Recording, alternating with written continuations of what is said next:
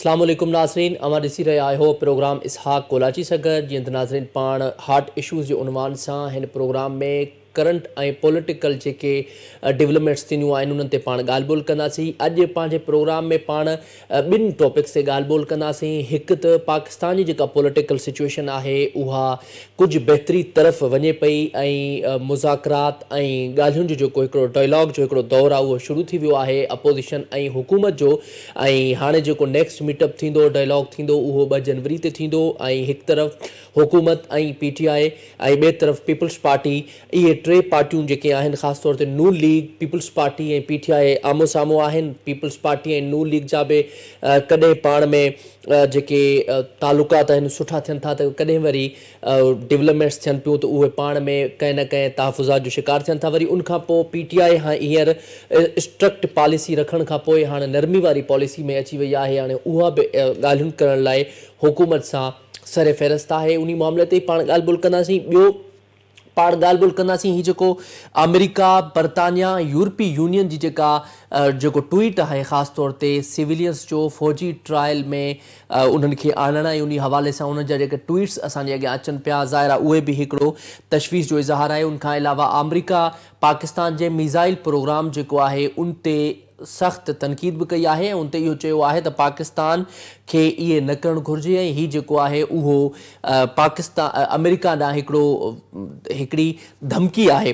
त ॿिए तरफ़ पाकिस्तान जे वज़ीर आज़म शहबाज शरीफ़ साहब उन्हनि बि इहा ॻाल्हि कई आहे त हीउ जेको पाकिस्तान जो मिज़ाइल प्रोग्राम आहे उहो जारियत न पर तहफ़ुज़ लाइ आहे, छाकाणि कोई बि मुल्क उहो पंहिंजी डिग्निटी ऐं सेवरिटी लाइ उहो जेके एटमी प्रोग्राम्स हूंदा आहिनि उहो इनिशिएटिव वठी सघे थो। पर अमेरिका जो इहो चवणु आहे त अहिड़े क़िस्म जा न थियणु खपनि ऐं अमेरिका जी पुराणी पॉलिसी आहे उहो हमेशह इन ते तनक़ीद बि कंदो आहे। ऐं उन सां गॾोगॾु जेके नायब तर्जुमान आहिनि उन्हनि जो बि इहो चवणु आहे त हीउ जेको पाकिस्तान कयो आहे असां इन मामले ते पाकिस्तान जी हुकूमत सां ॻाल्हियूं कंदासीं। हिकु तरफ़ जेको पाकिस्तान में पॉलिटिकल बहितरी वञे पई त ॿिए तरफ़ वरी जेका वर्ल्ड लेवल ते जेका पॉलिटिक्स आहे उन में वरी पाकिस्तान खे निशानो बणायो पियो वञे।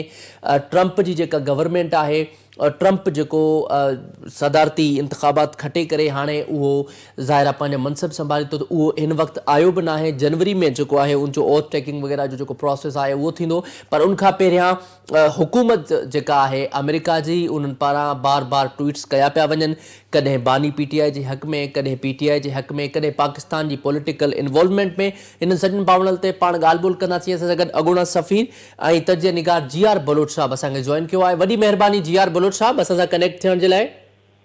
GR बलोच साहब, सभ खां पहिरियां पाण इन ते ॻाल्हि ॿोल कंदासीं। मुसलसल पाण प्रोग्रामनि में इहा ॻाल्हि डिस्कस कंदा पिया अचूं, पाण स्टार्टिंग खां डे 1 खां इहा पिया ॻाल्हि कंदा अचूं जहिड़े तरीक़े सां PTI जा जेके माण्हू आहिनि उहे ख़ुशी मल्हाइनि पिया ट्रंप जे सदारती चूंडुनि में खटण सां। त हाणे अमेरिका जा जेके बार बार जेके ही ट्वीट्स अचनि पिया, तव्हां इन ट्वीट्स खे कीअं था ॾिसो? ही ट्रंप अञा ओथ टेकिंग वारो प्रोसेस मां बि न गुज़रियो आहे, उनखां पहिरियां जेको आहे अमेरिका पाकिस्तान जी पॉलिटिक्स ते मुदाख़लत करे पियो, छा चवणु चाहींदो इन हवाले सां? ॾिसो, ही जेके ट्वीट्स आहिनि पाण डायरेक्टली न थिया उन्हनि जा, जेके उन्हनि जा लॉबियस्ट आहिनि ऐं ख़ासि तरह उहे वरी इन्फ्लुएंस थियनि था जेका अनफॉर्चुनेटली जेका असांजी उते अमेरिका में पाकिस्तानी कम्यूनिटी आहे हुन में ख़ासि तौर कुझु डॉक्टरनि जी तंज़ीम आहे जेका ॾाढी ॾाढो असरु रखे थी, छाकाणि जो काफ़ी सारो पैसो हुननि वटि आहे। ऐं मां इहो तव्हांखे ॿुधाईंदो हलां, छाकाणि जो अमेरिका में रहियो आहियां, त उते लॉबियस्ट जेके आहिनि से हुननि जी पूरी मार्केट आहे, हिकिड़ी इंडस्ट्री आहे। उन्हनि खे जेके हुननि जी फीस हूंदी आहे जंहिंखे हुननि लीगलाइज़ करे छॾियो आहे, उनजे ज़रिए तव्हां ॾाढे हिकिड़े सहूलियत सां का बि लॉबिंग कराए सघो था। उहो उन्हनि खां पोइ ऐं उन्हनि वटि जेके आहिनि से पंहिंजा जेकी मख़सूस MNAs उन्हनि जा जेके पंहिंजा कांग्रेस मेंबर्स हूंदा आहिनि, सेनेटर्स हूंदा आहिनि, त उन्हनि खां हू पोइ उन्हनि खे ट्वीट्स कराईंदा आहिनि या बयान ॾियारींदा आहिनि। सो इहा जेका ट्वीट्स असां ॾिठा आहिनि उहे जेके आहिनि से उहा हिकिड़ी कोशिशि आहे। लेकिन सभ खां जेको ख़तरनाक आहे, जेको तव्हां पंहिंजे जेको हिन में इंट्रोडक्शन में ॻाल्हि कई, त जेको डिप्टी सिक्योरिटी एडवाइज़र जी स्टेटमेंट हुई जेका हिकिड़ी थिंक टैंक में कई पाकिस्तान जे मिज़ाइल जे हवाले सां, उहा हिकिड़ी ख़तरनाक ॻाल्हि आहे। उनजे मुतलिक़ ज़रूरु असांखे डिस्कस करणु घुरिजे त उन जा कहिड़ा कहिड़ा असरात थींदा ऐं उनजे पोयां कहिड़ा अंसर जेके आहिनि से या कहिड़ी पॉलिसी जेका आहे हीअ मौजूदा अमेरिकन गवर्नमेंट जी ऐं ईंदड़ गवर्नमेंट जी उन में कहिड़ा कहिड़ा जेके आहिनि से उन जूं इंप्लीकेशन छा थींदियूं पाकिस्तान यूएस रिलेशन जे लाइ। जी अच्छा जी बुल साहब, इहो ॿुधाइजो ही जेको अमेरिका जा बार बार ट्वीट्स अचनि पिया या उन्हनि जो जेको रद्दमल साम्हूं अचे पियो, तव्हां छा था सम्झो GSP+ स्टेटस आहे जेको पाकिस्तान जो, उन में असर पवंदा वर्ल्ड लेवल ते?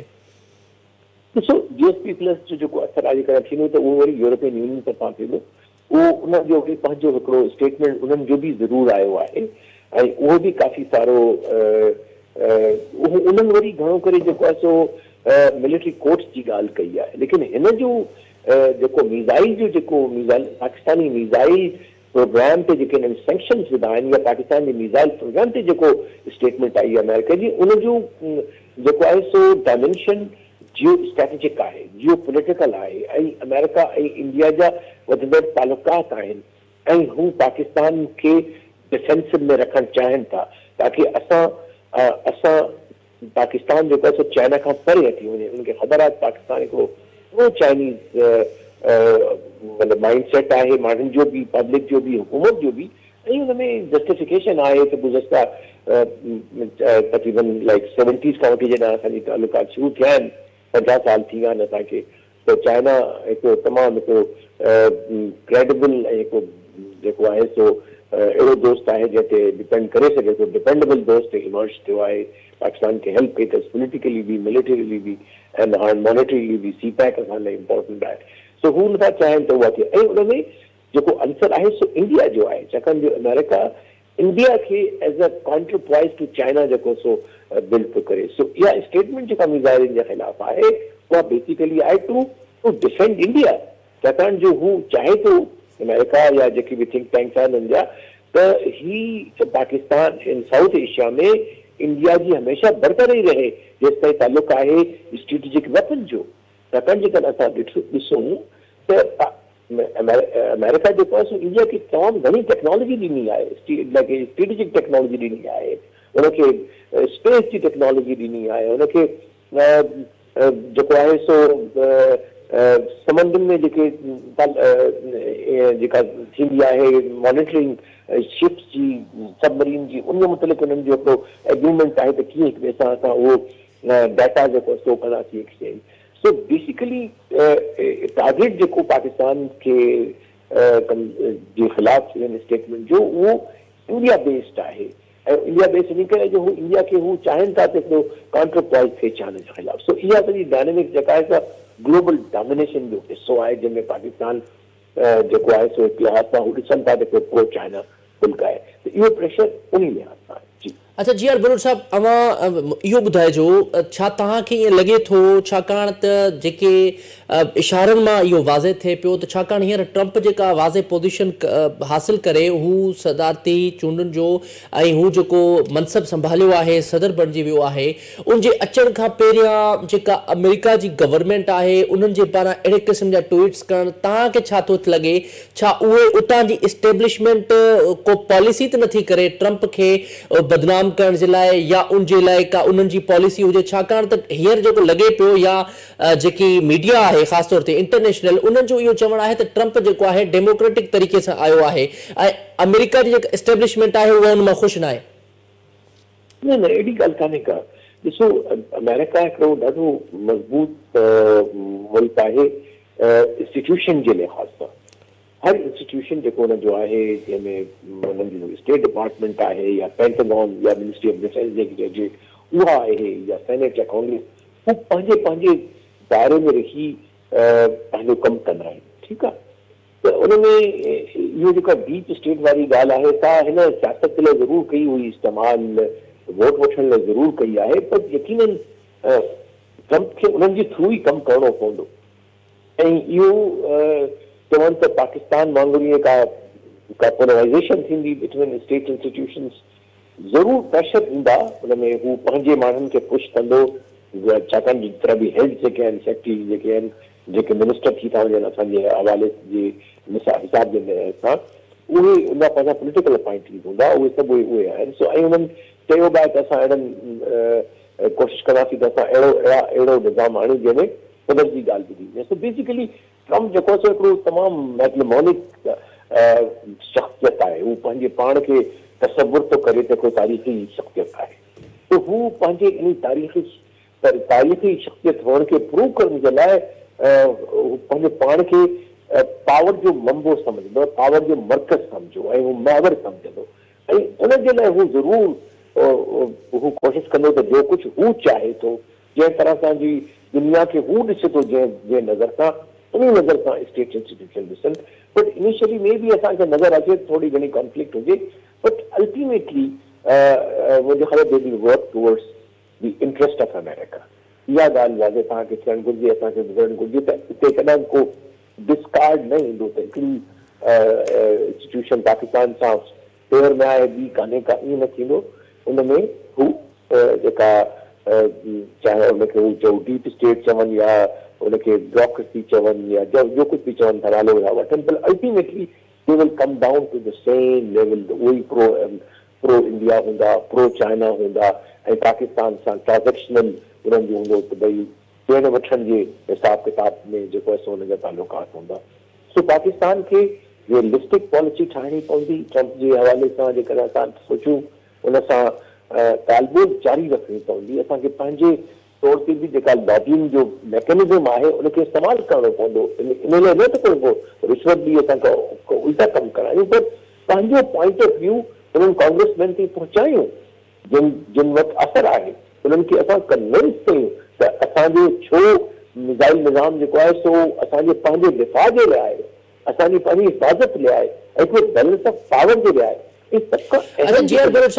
अमेरिका सां गॾोगॾु यूरोपीय यूनियन ऐं बर्तानिया बि उन्हनि जा अहिड़े क़िस्म जा ट्वीट्स अचनि पिया, ख़ासि तौर उन्हनि जा मिज़ाइल प्रोग्राम जे लाइ न आहिनि आया, लेकिन उन्हनि जो फौजी ट्रायल जे हवाले सां सिविलियन जा जेके फौजी ट्रायल्स थियनि पिया त उन्हनि में उन्हनि जा ट्वीट्स साम्हूं आया आहिनि, ऐं उन्हनि पाकिस्तान जी अंदरूनी मामलनि में या पॉलिटिक्स में छो उहे मुदाख़लत कनि था।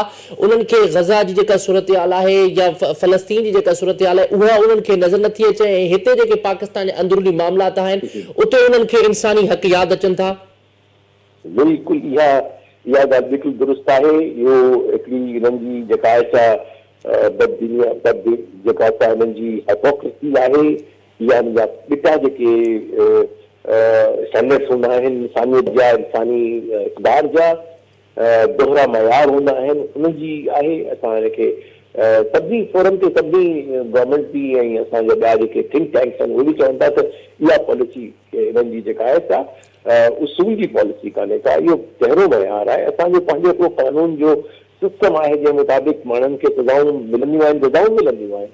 सो उन्हनि जो इहो इंटरफेयर करणु असांजे निज़ाम में दुरुस्त कोन्हे, लेकिन अफ़सोस जी ॻाल्हि त इहा आहे त उन्हनि जे असांजा पंहिंजा पाकिस्तानी शामिल हूंदा जिन उन्हनि खां इहे बयान ॾियारिया हूंदा, त इहा ॾाढी अफ़सोस जी ॻाल्हि आहे त असांखे पंहिंजे जेको आहे सो माण्हुनि ई नुक़सानु पहुचायो आहे मुल्क खे अनफॉर्चुनेटली, ऐं अञा ताईं बि नुक़सानु पहुचाईंदा पिया वञनि।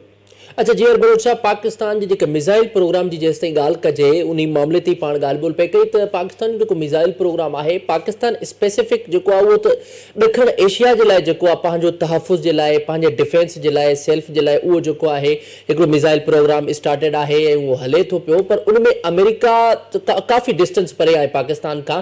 पाकिस्तान स्पेशली जेको पंहिंजो डिफेंस आहे उहो ख़ासि तौर इंडिया खां आहे, छाकाणि पाकिस्तान ऐं इंडिया जा तालुकात बहितर न आहिनि काफ़ी अरसे खां, त अमेरिका इशारो पाण छो थो सम्झे, हालांकि अमेरिका जो पाकिस्तान जे तालुका सां का अहिड़ी न आहे, पोइ बि उहे छो पिया सेल्फ डिफेंस जेका आहे उहा भनकड़ी कनि, छो पिया पाकिस्तान खे टारगेट कनि, चवनि था असां हुकूमत सां ॻाल्हियूं कंदासीं, में बि उहा का मुतालबा रखनि।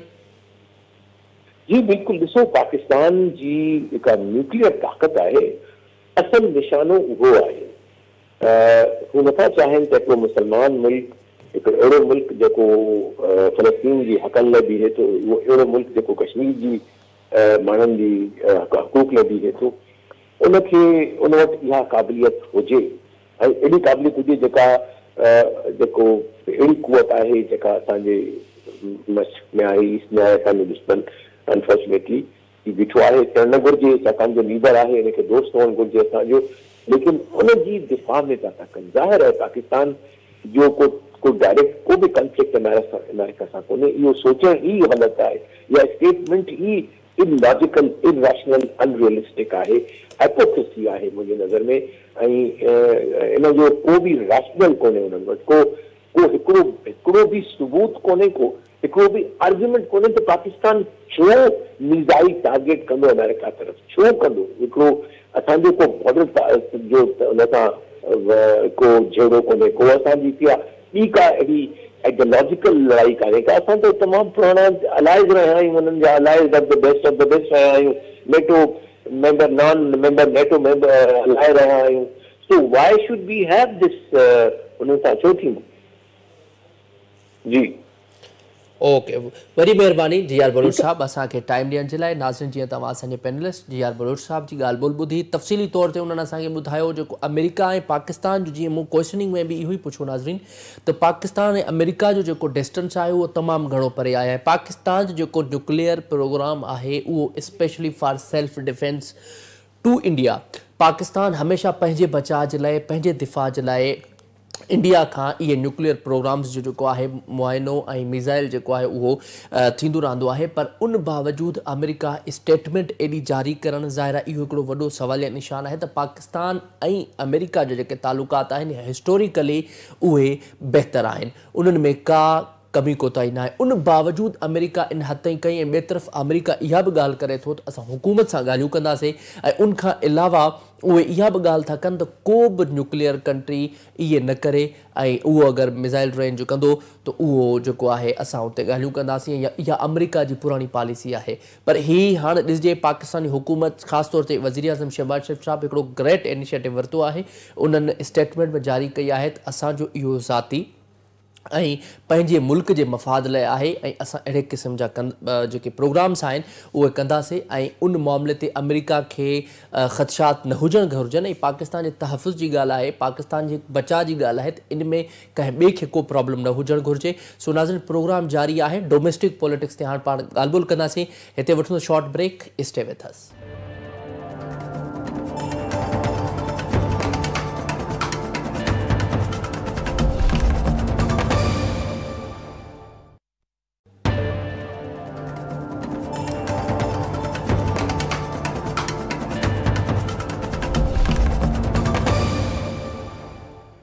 वेलकम बैक नाज़रीन, प्रोग्राम में अवां खे हिकु दफ़ो ॿीहर भली कार चऊं था। जीअं त नाज़रीन पाण इंटरनेशनली पॉलिटिक्स खे ॾिठो, हाणे पाण पाकिस्तान जे पॉलिटिक्स ते ॻाल्हि ॿोल कंदासीं, डोमेस्टिक पॉलिटिक्स ते ॻाल्हि ॿोल कंदासीं। पाकिस्तान ऐं डोमेस्टिक जेका पॉलिटिक्स आहे उहा बि हिन टाइम कॾहिं बहितरी जी तरफ़ वञे थी त कॾहिं वरी उहा जेका आहे कंट्रोवर्शियल थिए थी। हाणे पाकिस्तान पीपल्स पार्टी ऐं हुकूमत नून लीग स्पेशली उन्हनि जा कुझु तहफ़ुज़ात बि साम्हूं अचनि था त ॿिए तरफ़ PTI ऑलरेडी सरापा एहतजाज आहे।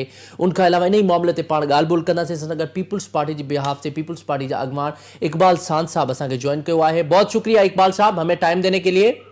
जी बहुत शुक्रिया। इकबाल साहब, कैसे देखते हैं पीपल्स पार्टी के जो तहफ़ुज़ात हैं वो अभी तक क्लियर हो चुके हैं हुकूमत की जानिब से या नहीं?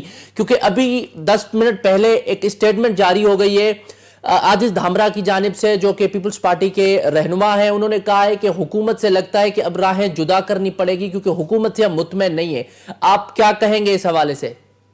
देखें, पहले तो मैं आपका शुक्रिया अदा करूंगा कि आपने पाकिस्तान पीपल्स पार्टी के मौक़िफ़ के लिए मुझे याद किया। देखिए, यहाँ इसमें कोई दो राय नहीं है। पाकिस्तान पीपल्स पार्टी डेमोक्रेसी को आगे बढ़ाने के लिए हुकूमत की गैर मशरूत हिमायत करती जा रही थी। पाकिस्तान पीपल्स पार्टी ने आईनी ओहदे जरूर अपने पास रखे, लेकिन हुकूमत का पार्शल नहीं है। हुकूमत की कोई मिनिस्ट्री को है तो पाकिस्तान पीपल्स पार्टी इंजॉय नहीं कर रही। और पाकिस्तान पीपल्स पार्टी के तहफ़्फ़ुज़ात शुरू हुए सिंध में कैनाल की तामीर के हवाले से, और पूरा सिंध सरापा एहतजाज था इस पर। तो पाकिस्तान पीपल्स पार्टी चूंकि सूबा सिंध में हुकूमत भी रखती है और सूबा सिंध के लोग पाकिस्तान पीपल्स पार्टी से जोक दरजोक मोहब्बत भी करते हैं, तो पाकिस्तान पीपल्स पार्टी सिंध के अवाम के मर्जी के खिलाफ कोई काम करने से कासिर है।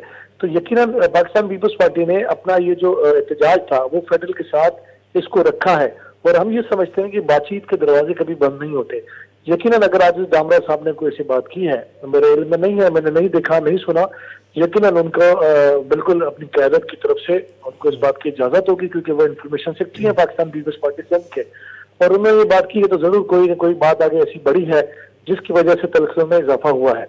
तो तलखियों में क्या इजाफा हुआ है? हुकूमत ने शायद वो बात जो बिलावल भुट्टो जरदारी ने हुकूमत सिंध के हवाले से, सूबा सिंध के तहफ़्फ़ुज़ात के हवाले से रखी है, शायद उस पर मुस्लिम लीग नून की हुकूमत ने उस तरह अमल करने की कोशिश नहीं की है, तहफ़्फ़ुज़ात दूर करने की कोशिश नहीं की है, शायद जिसके बिना पर तो ये इख्तिलाफात या नाराजगी शायद उसमें थोड़ा इजाफा हुआ है। लेकिन फिर भी ये बात बिल्कुल आखिर नहीं होती। मैं समझता हूँ कि सियासी जमातें अपने बातचीत के दरवाजे बंद नहीं करती और हम बातचीत पर बिलीव करते हैं। और पाकिस्तान पीपल्स पार्टी वो वाहिद सियासी जमात है जो हमेशा इस बात की कायल रही है कि floor of the house, table पर बैठ के मुज़ाकरात के जरिए, बातचीत के जरिए चीजों को ठीक किया जाए।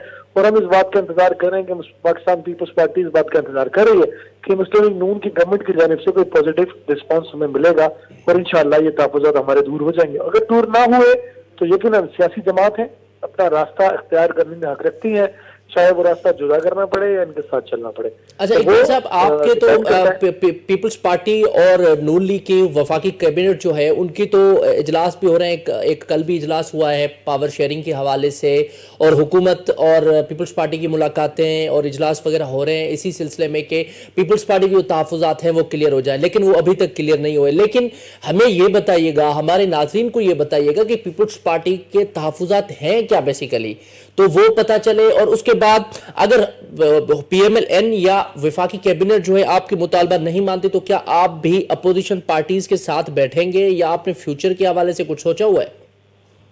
देखिए, पाकिस्तान पीपल्स पार्टी इस वक्त इक़्तिदार का हिस्सा नहीं है। पाकिस्तान पीपल्स पार्टी जमहूरियत का हिस्सा है। पाकिस्तान पीपल्स पार्टी उस कश्ती में बैठी है जिससे जमहूरियत की कश्ती डामाडोल ना हो। पाकिस्तान पीपल्स पार्टी उस कश्ती में सवार होकर डेमोक्रेसी को आगे बढ़ाने की हमेशा बात करती है। पाकिस्तान पीपल्स पार्टी इस वक्त पॉजिटिव अपोजिशन की बात करती है, लड़ाई की बात नहीं करती, निशानदेही की बात करती है। पाकिस्तान पीपल्स पार्टी का उसूली तौर पर इख्तिलाफ हुआ सिंध में कैनाल की तामीर के हवाले से, जो फेडरल का जो मौक़िफ़ था उस पर पाकिस्तान पीपल्स पार्टी का इख्तिलाफ हुआ और उस पर मुस्लिम लीग नून वाज़ेह तौर पर कोई वजाहत देने में अब तक स्टांस अपनी जगह पर मौजूद है।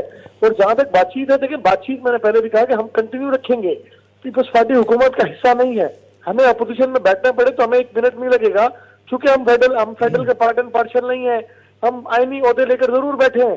पंजाब में गवर्नर हमारा है, सदर पाकिस्तान हमारा है, KP में गवर्नर हमारा है, बलूचिस्तान में हमारी गवर्नमेंट है।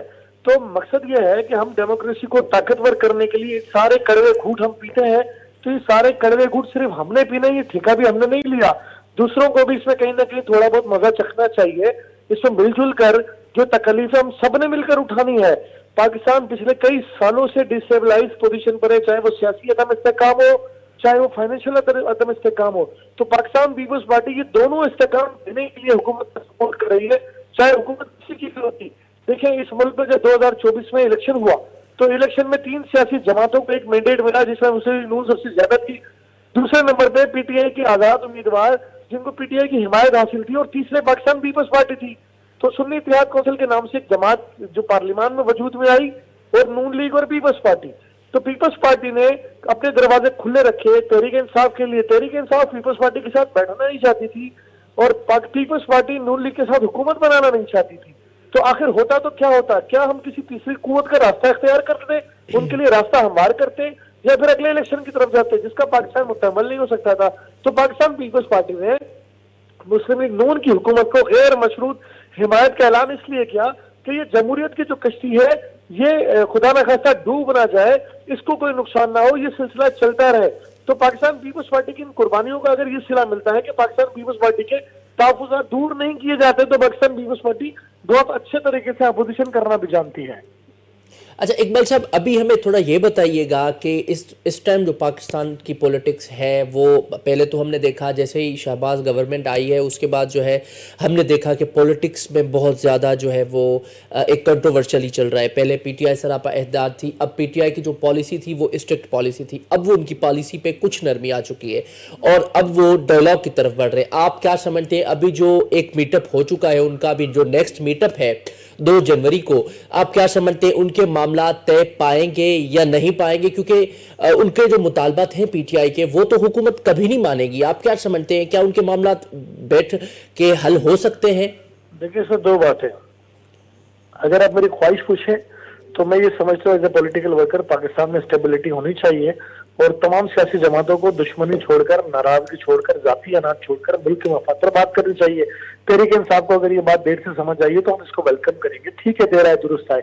बातचीत करनी चाहिए और बातचीत के जरिए ही मसाइल का हल करना चाहिए। एक पॉलिटिकल वर्कर की हैसियत से ये मेरी ख्वाहिश जरूर है, लेकिन अगर आप तजिया पूछेंगे, तबसरा पूछेंगे, तो मुझे ऐसी कोई बात नजर नहीं आ रही कि तहरीक इंसाफ के हुकूमत के मुज़ाकरात जिस तरह अगर शराइत पर मुज़ाकरात शुरू किए जाए तो फिर वो मुज़ाकरात नहीं होते, वो शराइत होती हैं। मुज़ाकरात के बाद अपने पॉइंट्स रखे जाते हैं, यहाँ पर पॉइंट्स पहले आ रहे हैं और मुज़ाकरात बाद में किए जा रहे हैं। तो जहां पर पहले शराइत आ जाती है वहां मुज़ाकरात कामयाब नहीं होते, ये मेरा तज्जिया है। तो मुझे ये लगता है कि ख्वाहिश मैंने अपनी बता दी, लगता मुझे ये है कि कहीं ये मुज़ाकरात किसी भी स्टेज पर कामयाब होते मुझे नजर नहीं आते। अच्छा इकबाल साहब, अभी हमें थोड़ा सा इंटरनेशनली बताइएगा कि अभी पीटीआई जैसे ही ट्रंप की गवर्नमेंट आई है और ट्रंप जैसे ही सदारती इंतखाबात जो है वो जीता है, अभी तो उसने ओथ टेकिंग भी नहीं की, उससे पहले, उसके आने से पहले ये हम जो देख रहे हैं अमेरिका की जानिब से ट्वीट्स किए जा रहे हैं बानी पीटीआई के हक में, पीटीआई की जमात के हक में, या पाकिस्तान की अंदरूनी पॉलिटिक्स पे मुदाखलत में, आप उसको कैसे देखते हैं? और दूसरा, पीपल्स पार्टी ज़ाहिर है आप एक फेडरल गवर्नमेंट में ज़ाहिर है आपका भी बड़ा रोल है, तो आप कैसे देखते हैं, क्या हुकूमत जो है वो अमेरिका को इस मामले पे कोई खुलेआम जवाब देगी या वो जवाब देने की जहमत भी कर पाएगी? देखिए, जिन्होंने जवाब देना है, मैं कहता हूँ सफारती सतह पे उन्होंने जवाब दे भी दिया है। और जहां तक डोनाल्ड ट्रंप की बात है और तहरीक इंसाफ की हिमायत की बात है, ये बात तो जबान रद्द-ए-आम है। और जो देखें, या कना बुद्धू या कना सही से शुरू करते थे, गुलामी और आज़ादी की जो बातें करते थे, ला इलाहा इल्लल्लाह का मतलब समझाते थे, ये सवाल उनसे बनता है कि क्यों कौम को गुमराह करते थे। बेसिकली तो आप ही उनके एजेंडे पर थे और ये साबित होता जा रहा है। और आप ट्रंप के जीतने पर जो खुशियां तहरीक इंसाफ के लोगों ने मनाई है, मेरे ख्याल है वो ट्रंप की फैमिली ने भी नहीं मनाई होगी जिस तरह तहरीक इंसाफ के लोगों ने ट्रंप के जीतने में खुशियां मनाई है। तो ये वाज़े इशारे हैं कि आप झूठे नारों की बुनियाद पर, आप झूठी गुफ्तगू की बुनियाद पर इस्लामिक टच देकर अमेरिका को लानतान कर कर, आप साइफर लहराकर और फिर आखिर में अमेरिका का झंडा लहराकर ट्रंप को वेलकम कर कर, हम ट्रंप की जीत पर खुशियां मनाकर आप साबित कर चुके हैं कि आपका ताल्लुक कहां से है और किसकी हिमायत आपको हासिल है। इस पर मजीद तबसरा करना मैं समझता हूँ कि फजूल सी बात है। पाकिस्तान की कौम इतनी नासमझ नहीं है, वो चीजों को समझती है। वो झूठे बयानी का जो आज तफसील हुई है कुछ अर्से पहले, मैं समझता हूँ कि उसको हम सबको बार बार फातिहा पढ़नी चाहिए। और अमेरिका कभी भी अमेरिका अपने लोगों को हमारे मुल्क में मुसलत करने की कोशिश करता है, और अभी साबित हो गया कि अमेरिका के लोग हमारे मुल्क में कौन है और किन की हिमायत उनको हासिल है, किन लोगों को अमेरिका की हिमायत हासिल है। मैं समझता हूँ कि इस पर अब बात करना गैर जरूरी होगा, पूरी दुनिया ये बात जान चुकी है। चले ठीक है, बहुत शुक्रिया इकबाल साहब, आपने हमें टाइम दिया। नाज़रीन, जीअं तव्हां असांजे पैनल जी ॻाल्हि ॿोल ॿुधी, उन्हनि पाकिस्तानी डोमेस्टिक ते ऐं इंटरनेशनल जेका डोमेस्टिक पॉलिटिक्स आहे उन्हनि ते पाण ॻाल्हि ॿोल कईसीं। उन जा ॿ पहलू आहिनि, हिकु तरफ़ बरतानिया, यूरोपीय यूनियन ऐं अमेरिका जेके आहिनि उन्हनि जूं पाकिस्तानी पॉलिटिक्स ते मुदाख़लत थिए पई, ऐं ॿिए तरफ़ वज़ीर आज़म शहबाज शरीफ़ साहब जेके आहिनि उन्हनि सख़्तु स्टांस वरितो आहे, सख़्तु रद्द अमल ॾिनो आहे। ऐं हिकिड़ी सुठी ॻाल्हि आहे, हिकिड़ी स्टेट जे लाइ ऐं हिकिड़ी रियासत जे लाइ इहो पंहिंजी जेका क्रेडिबिलिटी हूंदी आहे उहा तमामु घणो इंपॉर्टेंट हूंदी आहे। ऐं उनखां अलावा पाकिस्तानी पॉलिटिक्स ते बि पाण इहो ई ॻाल्हि ॿोल कईसीं, जीअं असांजे तजियानी ॻाल्हि बि अव्हांखे ॿुधायो त पीटीआई ऐं हुकूमत जेके ॻाल्हियुनि जो या डायलॉग जो प्रोसेस आहे उनमें परे परे ताईं का बहितरी नज़र न पई अचे, छाकाणि उन्हनि जा जेके मुतालबा आहिनि उहे हुकूमत क़ाबिल क़बूल न आहिनि। सो नाज़रीन, प्रोग्राम जो जेको वक़्तु आहे उहो पंहिंजी पुॼाणी थो पहुचे। मूंखे ॾींदा इजाज़त, अल्लाह निगहबान।